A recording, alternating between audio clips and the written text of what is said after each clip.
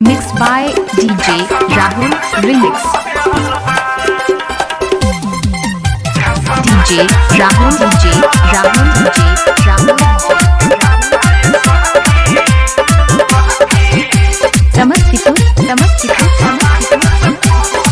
हमर बहुआ के पापा ये साथी घसवाहिन से फसल बा।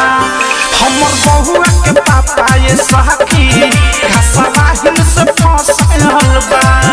अरे घूमे ले रतवाही DJ Rahul अरे घूमे ले रतवाही बरहु जात के हौसल बा। हमर बहुआ के पापा ये साथी घसवाहिन से फसल बा।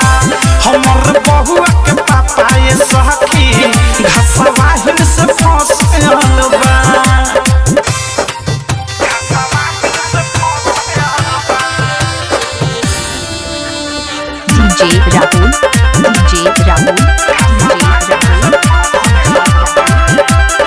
समस्तीपुर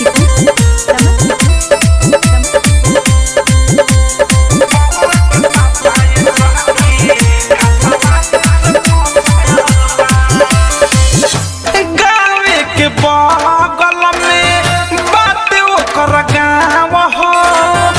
बिया छव धरनी बाबा धरे ले छाव हो।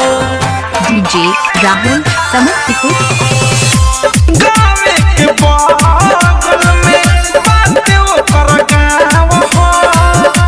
बिया छव धरनी बाबा धरे ले छाव हो। अरे हमरो से ज्यादा सोया जी के दिलवा में बसल बा। हमर बहुआ के पापा ये सखी घसवाहिन से फसल बा। हमर बहुआ के पापा ये सखी घसवाहिन से फसल बा। DJ विकास लीगा Sitamarhi. Mixed by DJ Rahul Remix. अवधे सप्रेमी हो लागल हो पाता ओकरा से जोड़ले बारे हौवाला नाता। DJ Rahul समस्तीपुर राइटर थारू सुबोध लागल हो पाता ओकरा से जोड़ले बारे हौवाला नाता। अरे ओकरा बिन ना रही सचिन अनुरगो के घोसल बा।